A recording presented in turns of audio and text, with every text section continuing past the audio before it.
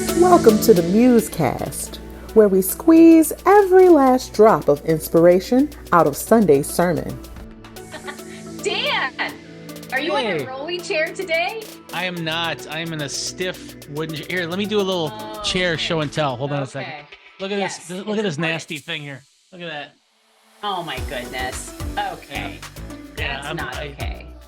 Yes, I feel like I'm constrained under the law here, right here. Yeah, you are the star of this incredible show, and you deserve better, sir. Thank you. Oh, well, hey, happy Tuesday, everyone. Happy New Year. Wow. Yes. What a fun way to start out the new year, hanging out with our MuseCast peeps. So welcome. We're so glad that you're here. Dan Kent, Shawna, Boren, and we're just sitting here like we do, waiting out another winter storm warning, another blizzard coming through. No biggie. Oh, I say we, but it's not we, Dan, because you have abandoned me. Yeah. Tell the folks not exactly where you are because, want to protect your privacy. Yeah, but all our you're raving fans, else. right? Yes, yeah. Exactly. Yeah, it is a chilly, brisk 78 degrees outside my window. I hate you so much. Literally, I'm like, the kids have an orthodontist appointment later on today, and I'm like, I don't know. I don't know if we're gonna make it. It's that kind of, yeah.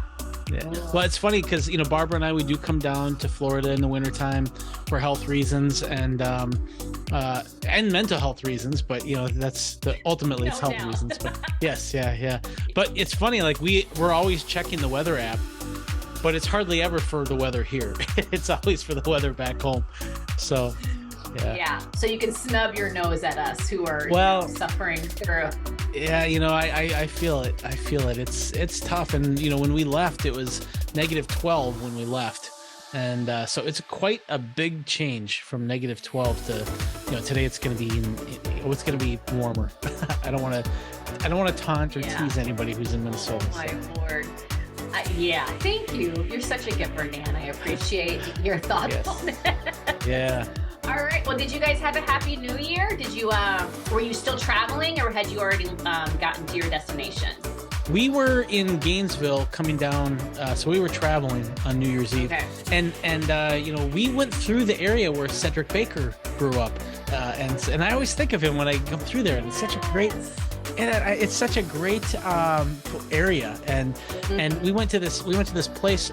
They have these bat houses, and they're basically these big sheds on stilts, and there are between 400 and 700,000 bats in these things. And then at like 5:40, between 5:40 and 6:05. All of them swoop out in this like cloud. They're all swooping together, and they just fly right over your head. And it is the coolest thing. And so that was fun. And then, but then, I mean, the weather is so great there, and Cedric is one of my favorite people. But I have to say, like, I don't know what he's thinking coming up to Minnesota from this place. It's something I'll need to talk to him about because it's. Yeah. Maybe a recheck on that discernment process there. Yeah. So we went to bed. We were in bed by like 9:30 on New Year's Eve because I'm old and I get up early. But how about you? Yes. What did you guys party until the wee hours? Okay, so here's the deal. First of all, I have a question for you. Did you not just roll down your window in the car you were driving around in and just yell out, "I know Cedric Baker. Cedric's my friend," and just hoping for clout that you would get from knowing him? Yeah, you know what? He's asked me not to do that anymore. So, Okay. Yeah. It was getting a bit embarrassing. Yeah.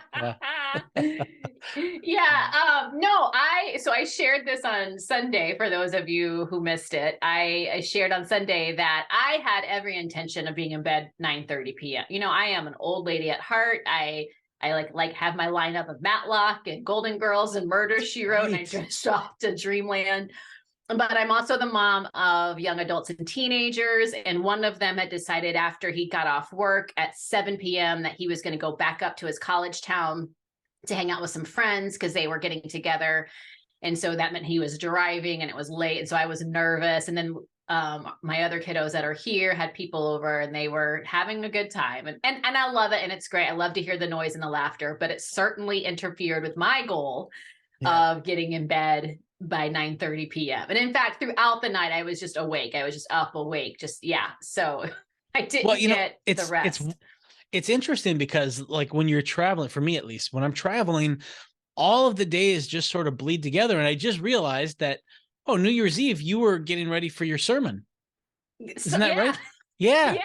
And you preached on Sunday. So on short notice. On the first day of the new year on short notice. I had more notice than you did last time though. So that's good. That's good. So we can talk about that, or do you want to do your summary first? How about if I let me do the summary and then we'll talk. Okay, sounds good. All right. You ready? Got your spectacles ready? I am. Let's put those on right there. Okay. All right. Okay. And so okay. This was a great sermon to kick off the year with, and we kind of talked about this on Saturday when we were kind of going over what the plan was, and I'm so glad that you brought this message. And it's one of those things, hindsight, like what Greg was going to talk about and what hopefully he'll talk about the next time he's up there. This is so much better for a New Year's Day sermon. And so what you basically talked about is you talked about a lot of our fundamental beliefs at Woodland Hills. And it was sort of like a collection of greatest hits almost of kind of the church beliefs. And you talked about how we live in a noisy world, and within that noisy world, we have to kind of figure out who we are and who God is, and it can be really hard to do that in such a noisy world. And so like what we've always talked about is we've always talked about making sure that your picture of God is based on Jesus, and when we see that picture of God, it has just transformational, just profound implications for our lives. And that picture of who God is then also affects our picture of ourselves and just how perfectly loved we are and how precious we are, and just our unsurpassable worth. And you take these two things, that God has this profound kind of goodness, and he just overflows with this love and self-sacrifice and all of that, and then you combine God's unsurpassable love for us and how we have this inherent kind of worth. That is just really, really powerful. But the problem is a lot of times those realities kind of get drowned out in the noise of this world, and we can sort of like bury those truths, even to the extent that we can kind of feel invisible and we can feel contrary to those truths about ourselves. And you gave some really great discussion around the fact that Jesus, one of the things that he's so effective at in the Gospels is just finding people who experience these feelings of being insignificant, or that the world says they're just not that important, or maybe even worse, maybe they're deplorable or whatever. And Jesus just reaches into that kind of dark, small, insignificant space and really just reignites the hearts of these people. And that's sort of the heart of God, is to look for the victims of this noisy world and to kind of reinflate the unsurpassable worth and value and significance of them. And so you really kind of started the year off with a really great call for us to center ourselves on, this loving picture of God that we see in Jesus, and to live in the reality that we are unsurpassably loved and have unsurpassable worth. And I think you were right that that is what will lead to an abundant life, or life to the full, as Jesus said. And then you had a song which was really great. And then there was a prayer, which was also really great.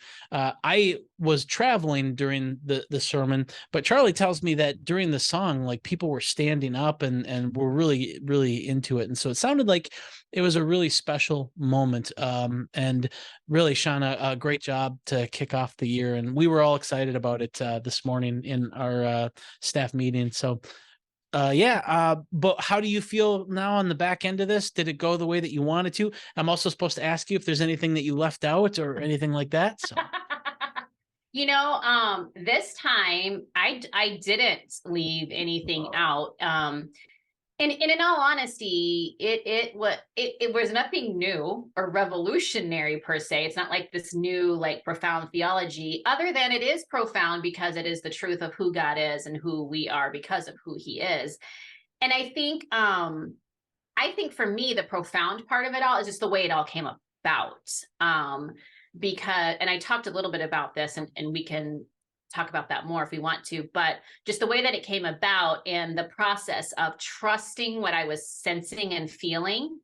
And then for Greg and others who we talked to also trust, because like you said, on Sundays, that's a big deal. It's a responsibility, to communicate things to people. And you don't want to, I don't take that lightly. None of us do. And so, yeah, I think the whole process was just a real act of faith and trusting. And so, yeah, no, I didn't leave anything out. I mean, there's always things that you can dive into deeper. Like there's no way you can list all the amazing, wonderful attributes of God. There are just far too many. And there's no way that I could list all of the individual lies that we believe about ourselves because of different voices that we've been listening to. And so there's always that you can dive deeper into. But I think the heart of Here's My Heart, the title of the sermon, I feel like that was there. And again, I kept saying to you guys, like, I know this isn't deeply theological. However, I do feel like this is on the first day of a new year. I think it's okay to proclaim this encouragement for folks. And so that's kind of what I went with. I had to fight my own internal voices for a little bit there. But that's just what I went with. So I feel good about it. Yeah. And it's interesting that you say that because, I consider some of these ideas as sort of the heart of Christian faith. And so in that sense, I think it is deeply theological. Yeah. And, but it's just, and Greg has said this before too, sometimes, just having a different voice kind of talk about these things, you get different nuances and you get a different spirit around it, and it can connect with people that, if Greg says it, it's not going to connect with them.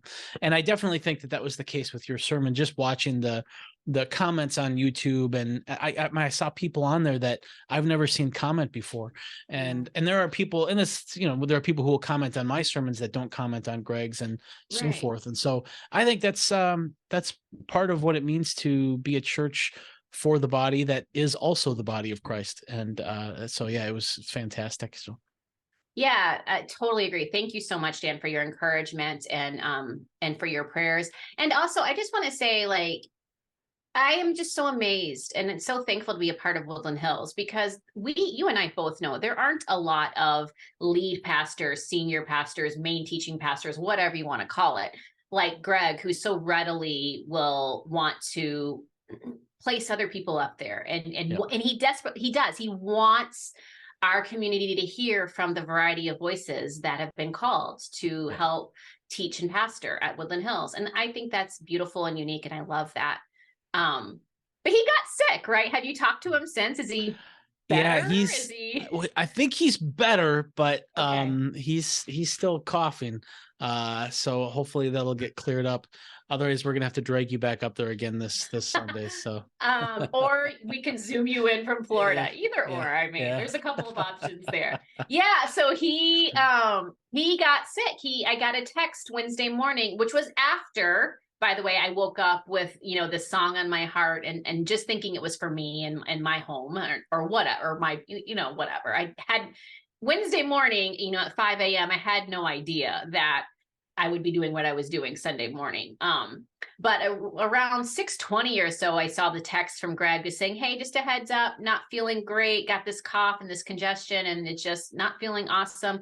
Still working on my sermon, but maybe, and you were traveling. So it's like, just maybe have one of your backups ready to go, one of your backup sermons. And I think we all kind of have notes and thoughts and ideas that we, play around with, and just things kind of we have on the back burner. And so I was like, yeah, sure. But honestly, I thought that he would be I thought he'd be fine because he was still, working on it. And he's like, I'll update you every 24 hours or whatever. But by Thursday morning, he was just like, I'm not better, I'm worse. And then Greg was the one who honestly said that he had a sense that this wasn't supposed to be like a backup. So he just submitted to me, like, if there's anything that you are sensing, have the freedom to dive into that. And so we got on a Zoom and talked with Mary, and I know you guys were involved in all the texting and stuff. And we decided that it would be okay to go this other direction instead of, an old tried and true backup. Yeah. Well, and I'm so glad we did that because, like I said, for a New Year's Day sermon, that it was really fitting. So it worked out really well. Thank you. Are you one, Dan, that do you like do a reset every year? I feel like people are either resolutions people or they're not. And then some people don't like calling it resolutions because they feel like that's too worldly. So they're like, they give it a different type. Whatever. Right. It's a reset, right? Like we have some perspectives that we would like to explore and initiatives and goals that we have. And so, it's a reset. Is that something that you do? I always tell people that I'm always working on my New Year's Eve resolutions from 2003. So I'm still working on those. So perfect. Almost there. Yeah, almost there. No, it just so happens, Barbara and I do come to Florida in the wintertime, and it does serve as an opportunity to remove yourself from your normal kind of triggers and environment. And so I do tend to eat a lot healthier here. I exercise more. And so it ends up being sort of a reset, but it's more circumstantial to coming down here for health reasons than it does, the new year. But I used to mock kind of New Year's resolutions. But as I've gotten older, man, anytime a person tries something new or wants to improve themselves, there's just so much apathy in the world. And so now when I see people with a resolution, I celebrate that, and I get so excited for that. Who cares if it's cliche? I want to see people caring about themselves and about the world enough to try to improve, because man, we need more of that in the world. So I don't necessarily set resolutions because I feel like I'm always trying to be more Christ-like and trying to learn about myself and improve my relationships, and so but yeah, more power to people if they do make them. How about you? Do you make New Year's resolutions? I feel like I used to, and then I would get frustrated by how quickly the willpower does not hold. Yeah. And so then I would bag on it for a bit. But I think in my ripe old age, I think where I am now is I definitely like to reflect on the previous year and express gratitude for the places in which I saw good things happen or fun things, or I saw God show up. I definitely like to do that. And then I try to ask myself and ask the Lord, like, what do you have to say about this next season of life? And are there things that I would like to improve upon, or are there things that I think, I've had enough of that. Let's try to let go of some of that. So again, are they resolutions? Possibly. I don't know, but that's why I always it's a reset, but I like to start from a place of thanksgiving and gratitude and reflection versus, that year sucked, and so this year I want it to be, now 2020 going into 2021, I remember feeling like that year sucked. Ooh, yeah. That was bad. Tough. Well, and I think that's a good point about like what is the basis or the starting point that you are making resolutions from, and what is the mindset and the spirit that you're in when you do that? Because if you like, I always notice like some of my friends, they have been their healthiest after they've gotten a divorce, and I feel like part of that is good. Like I said, anytime someone improves themselves, that's great. But there's something about there's a lot of shame when people get divorced, and there's a lot of self-doubt when people get divorced, and that sort of motivates people to kind of overpower those feelings. And as good as that might be, I don't know if that's sustainable for a lifetime to make decisions from shame or self-doubt.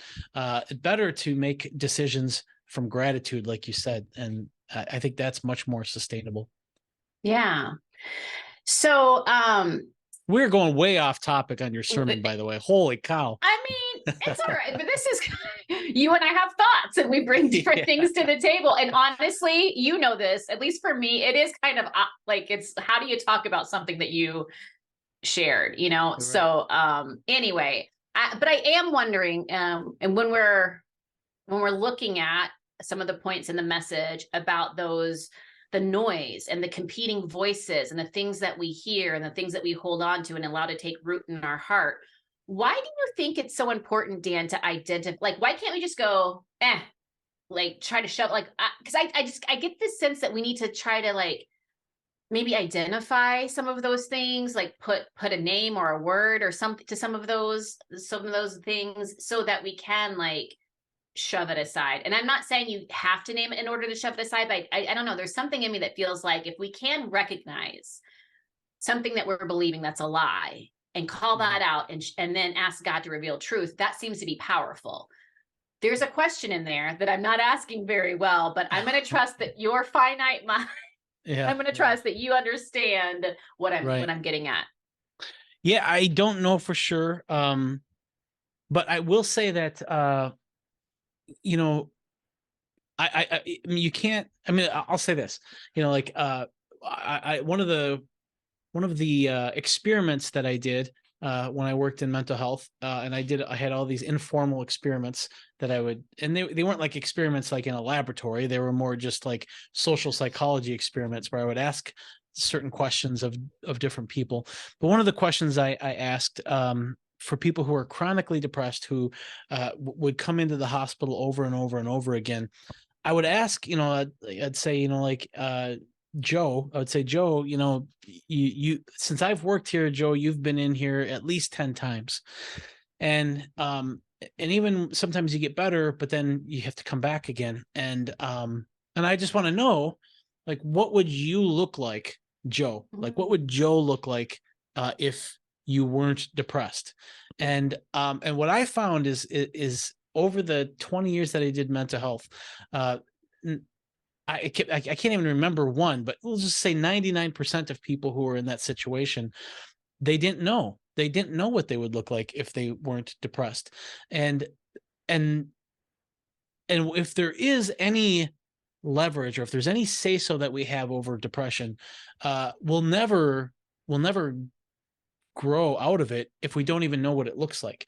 You have to have a picture in your mind. You have to have something concrete in order to measure kind of where you're at and where you're going. You have to have a picture of the destination in order to make any sense of where you're at in the journey.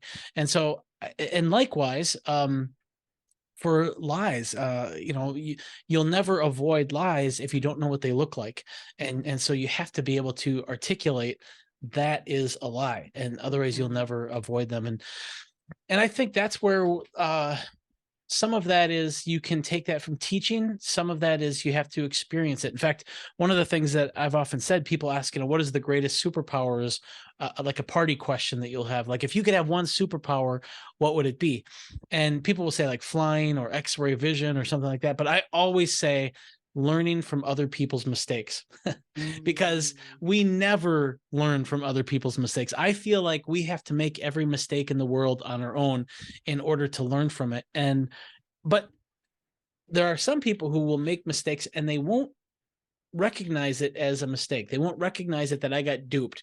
They won't recognize it that I got suckered into a lie, either about myself or about a behavior or whatever. And if you don't articulate, oh, that was a trap, that was a lie, that was whatever, then you're going to increase the probability that you end up in that same trap again. And so that's, in my mind, the best that I could do to answer why it's important to articulate the lies to the best of our ability. And lies evolve, you know, they just evolve.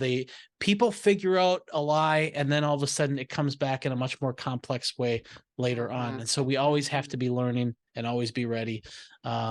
and have to have mercy and grace on ourselves, because it's not easy. It's a fight. Yeah, absolutely. And I was thinking through the times in which I didn't recognize a lie in my life or in my heart that I was holding on to. And it's taken people, like literally, I've had a friend who has been used by the Lord so many times to say to me, like, who told you that? Like, who are you listening to? Like, and her point is like, what are the voices in your head that are causing you to think or feel or act this way? And not in a judgmental, demeaning way, but she's just like, hey, Shawna, like, or even, my husband or friend, I've had people in my life go, why do you think or believe that? And that would cause me to kind of look, oh, okay. Because when you're in the thick of it, a lot of times, and you're reacting and living out of what you know to be true, you can't see that it's a lie. And so I just think that's why it's so important that we have people around us that can help us sort some of that out. And then maybe we can identify and work on it. And you're so true, though. It can come back because the enemy he's clever and he's persistent, and those things will come back. And if you're dealing with the voices of people in your life that you love and care about and respect, sometimes they don't understand, right? That what they are saying is harmful, and or they're just used to like your regular back and forth, your regular relationship and banter. And so if you've come out of this realizing, oh, that's not something I need to hang on to, that's not something I need to be believing, and they're still, it's a constant battle is what I'm trying to say. And not everyone's going to understand and see what you're seeing and what's being revealed to you. And so it's an interesting process that I think we are never quite done with. Yeah. Well, and the relational component of that is so important too, because we each have certain kind of defenses and certain personality flaws and certain things that we use to stay stuck in things. And Barbara, from like day one when she first met me, she saw that I tend to minimize the risk and danger, or just any situation. I tend to minimize it, and I try to tell her I hardly minimize at all. That's kind of my joke. but I hardly ever. I hardly ever minimize, right. So, but that is a way that I can keep myself from growing in some cases, because I minimize the danger of things that might actually be more dangerous than I'm giving it credit for. And so that's the importance of other people. You're exactly right, I think. Wow. I do think too that it's important for us to always have margin in our life. We've talked about that quite a bit. You and I have margin in our life so that we do have space to hear when God wants to like break in with a hello.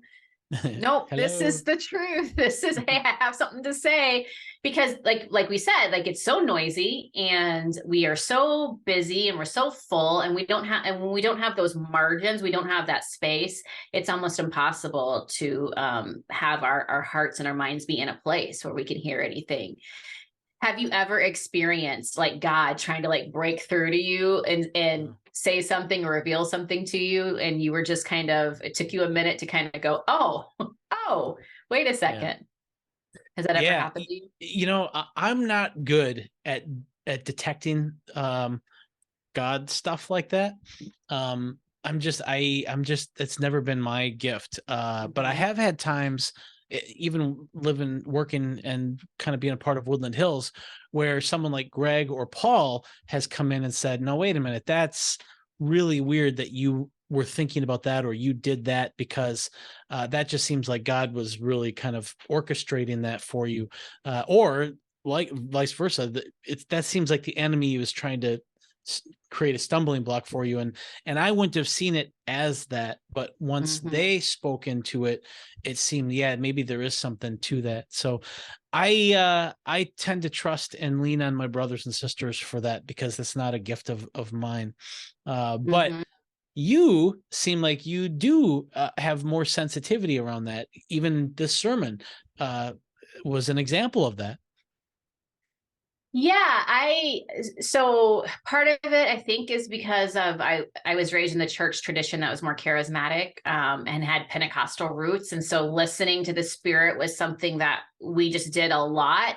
However, I will say that as I've had to deconstruct some, not all things, and kind of find the truth of who God is for my life, I kind of tried to close the door on a lot, because what like it's like you throw the baby out with the bathwater. And so for me it has been I'm so thankful for God's patience, because when I do sense something, it's typically he's kind of nudged a couple of times and I'm just like, yeah, God, okay, yeah. Or I explain it away, or I assume because I'm a feeler or because I'm a reflector that it's that. And so there's he kind of has to knock a few times and go, woman, are you not hearing me? And then I'll go, oh, okay, yeah.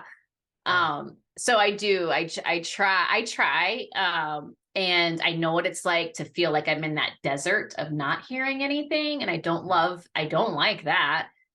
So I much prefer being in a place where I'm open to the possibility that he would have something to say to little old me. And that's really the way I think about it, because he's a busy dude, right?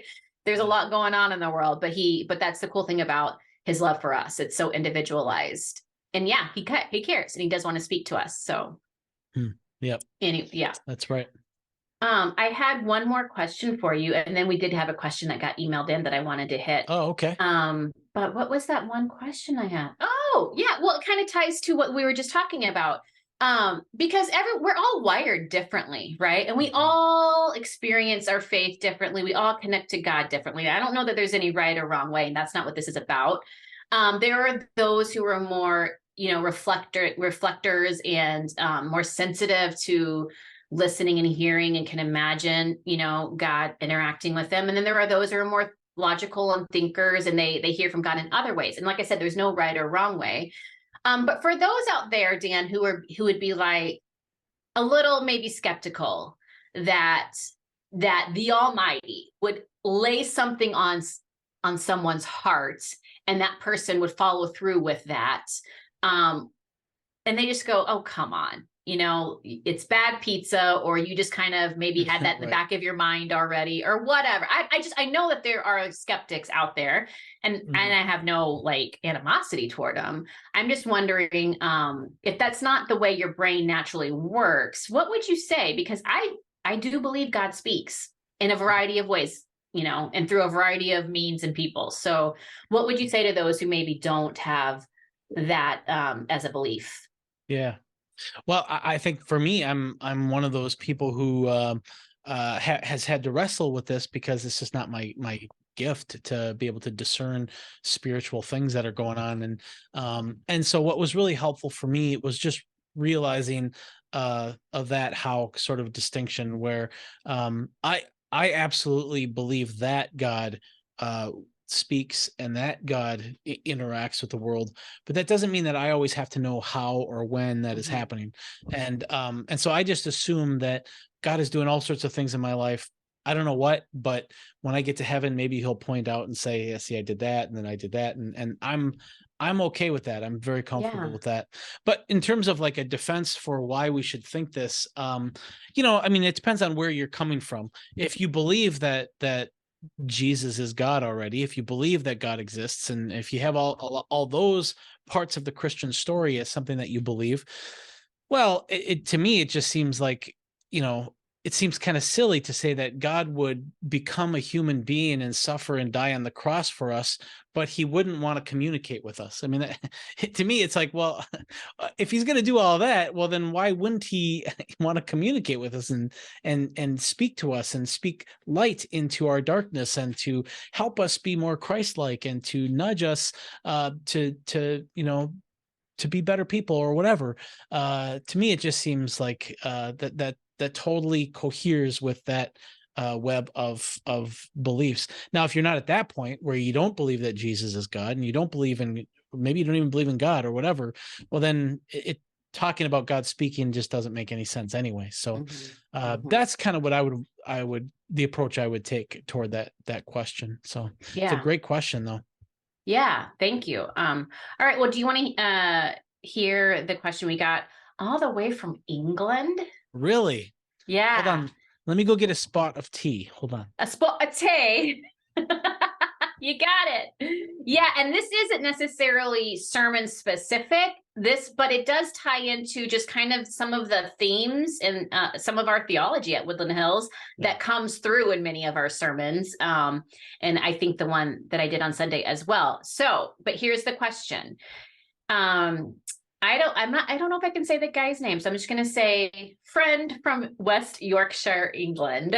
Thank you for sending in this question. And he says that he's heard sermons about the other, like being other oriented and not about ourselves and laying down our life and self-sacrificial love and serving and caring and all of that to the death, even as Jesus did. And he's also heard sermons about we can't give what we don't have. We can't love our neighbor unless we love ourselves. And it would be against love if we did not love ourselves, because that's one of the 4 dimensions of love that we talk about. So, and he's, God doesn't want us to wear ourselves out, and talks about boundaries and not having people put too much on us, etc. And so his question is, are we supposed to just know by the witness or by what we're sensing the Spirit inside of us leading us to do at each given moment, each day, which way to go? Like, this is a day where I need to be sacrificial and give. And this is a day where, no, I need to protect and lay up boundaries. Sometimes it's difficult to know. And he's just wondering, is there a formula? Is there a way to know? Sometimes it is difficult to know. And do we find that sometimes it's difficult to know? Yeah. So thank you for that question. Yeah, it's a central kind of foundational question. And I think that living out all of that, that's where wisdom comes in. I mean, but I guess foundationally, I would say that you have to, I mean, it's kind of like, it doesn't do anybody any good. Like you look at like poverty in the world. And obviously people depend on wealthy people to share. And so people like us who are privileged and we have jobs and all that kind of stuff, it's sort of our obligation in the body of Christ, at least, to share our blessings with others, especially people who don't have anything. But it really, in the long run, doesn't help them if I don't have anything too. Like if I just like quit my job and give up everything, and now I'm like that. The question is does that really help in the long? It might help somebody in the short term, but no, you have to take care of yourself to the best of your ability so that you can continue being a vessel of blessing to the best of your ability going forward. And so I think that really sort of captures this idea that, yeah, you do have to love yourself. You have to take care of yourself in order for you to love others. But the goal really is to be loving others. And one of the things that Paul, Eddie, and I have talked about is just the language that we use in that agape love, that self-sacrificial, other-oriented, choice-based love that we talk so much about at Woodland Hills. That first part, that self-sacrificial, what I always say is that it's other-oriented, it's choice-based love with the potential for self-sacrifice. Mm-hmm. It's not like we're running around falling on our own sword all the time, right, just to prove that we love. I don't think that's what God is calling us to. He calls us to be, gentle as doves, wise as serpents. We have to be strategic and tactical about how we love. And so it's not self-sacrifice for the sake of self-sacrifice. It's that potential for self-sacrifice. And we even see that in Jesus's life as well, where sometimes he is serving to the point of absolute exhaustion. Sometimes he's avoiding the crowds. I mean, there are times when he is very strategic in how he serves. And so I think that's how I look at the marriage of those two things. How about you?